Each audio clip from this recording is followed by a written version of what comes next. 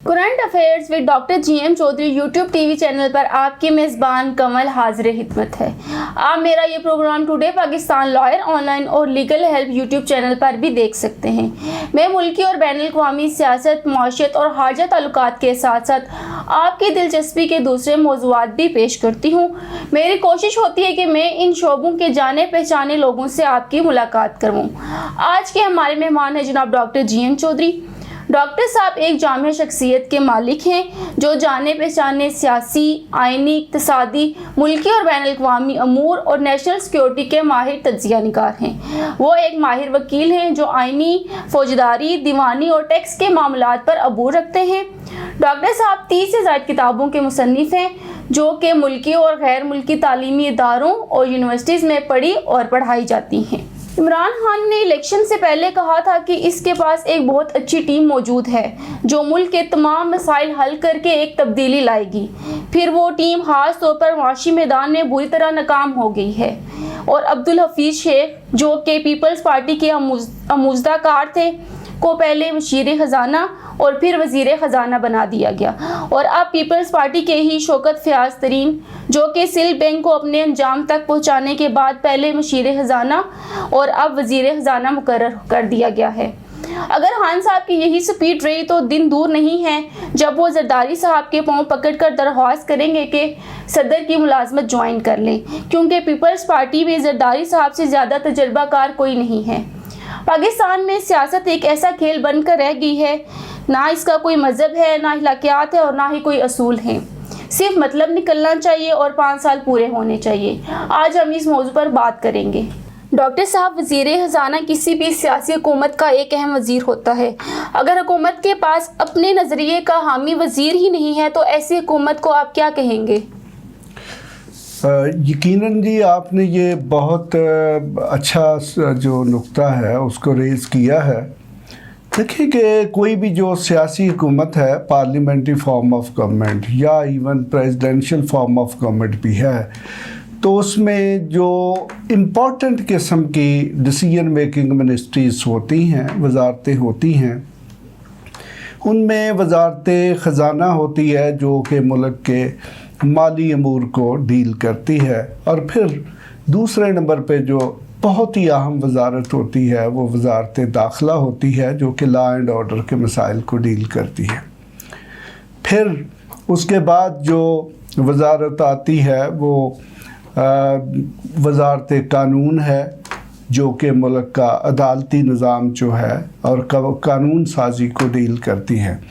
उसके साथ फिर जो चौथे नंबर पर वजारत आती है वो वजारत ख़ारजा होती है जो मुल्क का इंटरनेशनल इमेज और ख़ारजा पॉलिसी जो है उसको कंट्रोल करती है।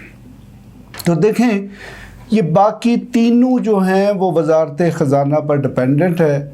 बल्कि मैं आपको बड़ी एक सादा लफ्ज़ों में बता सकता हूँ कि अगर आपकी जेब में पैसे ही नहीं हैं तो आपका सारे का सारा जो सिस्टम होता है, बिज़नेस होता है, आपकी इवन जो ज़हनी और साइकोलॉजिकल कंडीशन होती है वो भी अपनी जगह पर स्टेबल नहीं होती।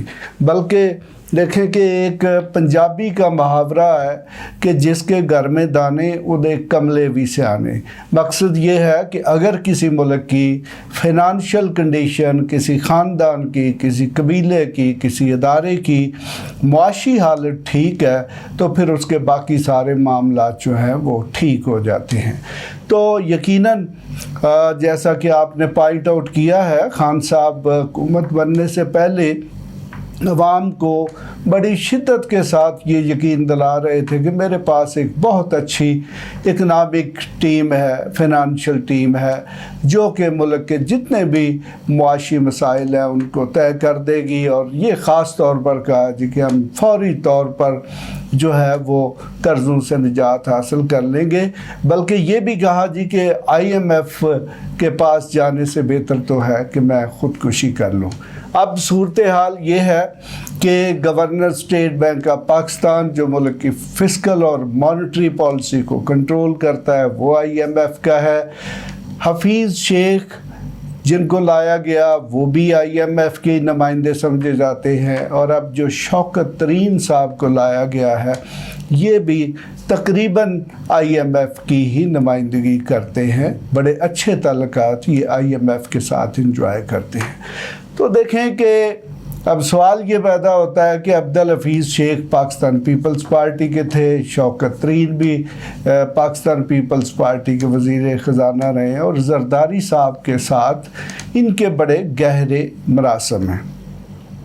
تو اس کا مطلب یہ ہے کہ PTI کے پاس ایک ایسا وزیر خزانہ ہے جس کو PTI کا جو انتخابی منشور تھا اس کے ساتھ قطعی طور پر کوئی دلچسپی نہیں ہے۔ تو دوسرے لفظوں میں آپ یہ کہہ سکتے ہیں کہ آپ نے ایک ایسا وزیر خزانہ لگا دیا ہے کہ جو آپ کے ساتھ، جو آپ کی پالیسی کو پراپر طریقے سے سمجھتا ہی نہیں ہے۔ تو میرے خیال میں کوئی بھی سیاسی پارٹی جو ہے اس کے لیے یہ بہت بڑی خودکشی ہوتی ہے، معاشی خودکشی اور سیاسی خودکشی بھی ہوتی ہے۔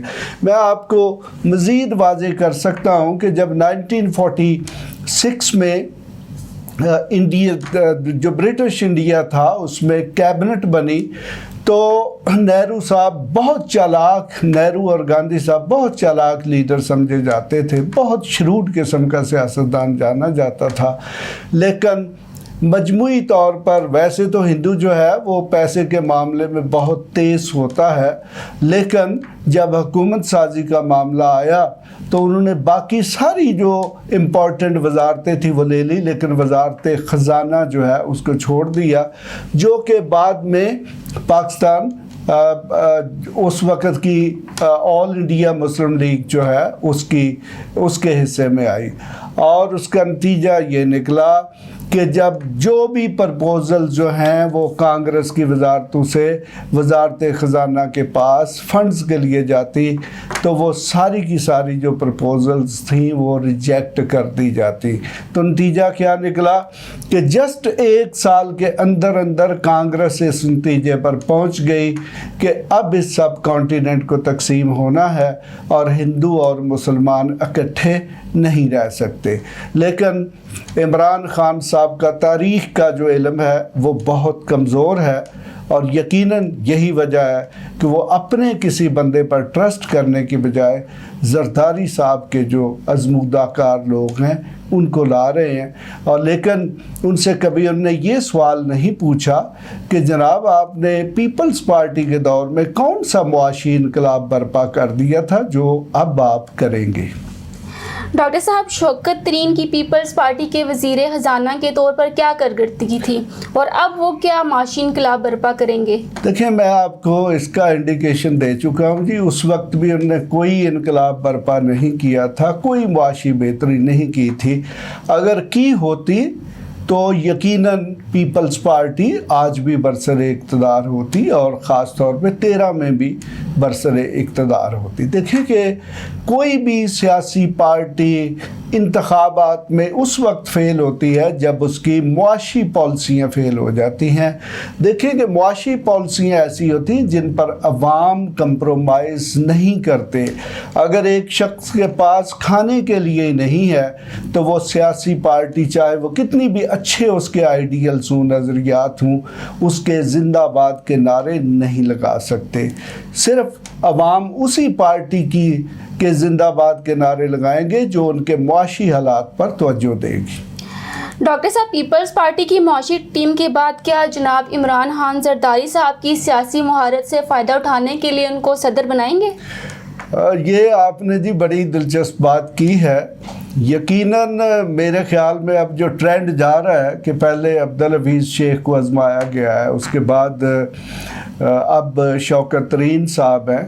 اگر آپ عمران خان صاحب کی باقی کیبنٹ کو بھی دیکھیں گے تو اس میں کم از کم 30% لوگ ایسے ہیں جو پیپلز پارٹی اور پاکستان مسلم لیگ نواز میں رہ چکے ہیں۔ تو اس ٹینڈنسی سے، اس رجحان سے اگر اندازہ لگایا جائے تو ابھی چونکہ عمران خان صاحب کے پاس 2 سال سے زیادہ کا ٹائم ہے، تو ہو سکتا ہے کہ وہ ایک کامیاب यानी कि अपने 5 साल पूरे करने के लिए जरदारी साहब का भी तरला मिन्नत करें जी कि आप आ जाएं ताकि आप मेरे 5 साल पूरे करवा दें। वरना देखें कि अभी जैसे ही रमज़ान ख़त्म होगा, अब रमज़ान में लोगों ने बड़ी लंबी लंबी कतारें चीनी और दूसरी चीज़ों के लिए भुगत ली हैं, और कोई चीज़ ऐसी नहीं है कि जिसका रेट कम अज़ कम 100 टाइम इंक्रीज़ नहीं हुआ। तो रमज़ान के बाद और अगला बजट आने तक मेरे ख़्याल में पीटीआई गवर्नमेंट जो है उसको पता चल जाएगा कि उन्होंने अवाम के साथ क्या किया है और अवाम उनके साथ क्या करने वाले हैं। और फिर देखें कि ये जो लीडरशिप इस वक्त बड़ी नीट एंड क्लीन नज़र आ रही है, ये जो वज़ीर मशीर और स्पेशल असिस्टेंट्स, फिर जब इनके स्कैंडल सामने आएंगे कि इनने क्या करप्शंस की हैं, तो फिर यकीनन बहुत सारे लोग जो हैं वो अदालतों में होंगे और अडयाला जेल में या मुल्क की दूसरी जेलों में होंगे। आज का प्रोग्राम यहीं पर ख़त्म करते हैं। मज़ीद दिलचस्प प्रोग्राम देखने के लिए हमारे चैनल को सब्सक्राइब करें और बेल आइकन ज़रूर दबाएं ताकि आपको आने वाले हमारे प्रोग्रामों के अलर्ट मिलते रहें। अगर आप कोई सवाल पूछना चाहते हैं तो आप हमारे व्हाट्सएप नंबर पर कॉल करें, अपना वीडियो और तहरीरी मैसेज भेजें। आप कमेंट्स की सूरत में भी अपनी राय का इजहार कर सकते हैं। आप हमारी ईमेल पर भी मेल कर सकते हैं। आपको ज़िंदगी के मुख्तलिफ मामलात में मुकम्मल रहनुमाई और मशावरत फराहम की जाएगी। अगर आप इस गुफ्तगू को मुफीद समझते हैं तो इसको अपने जानने वालों, दोस्तों और रिश्तेदारों में ज़रूर शेयर करें। अब कमल आपसे इजाज़त चाहती है। खुदा हाफिज़।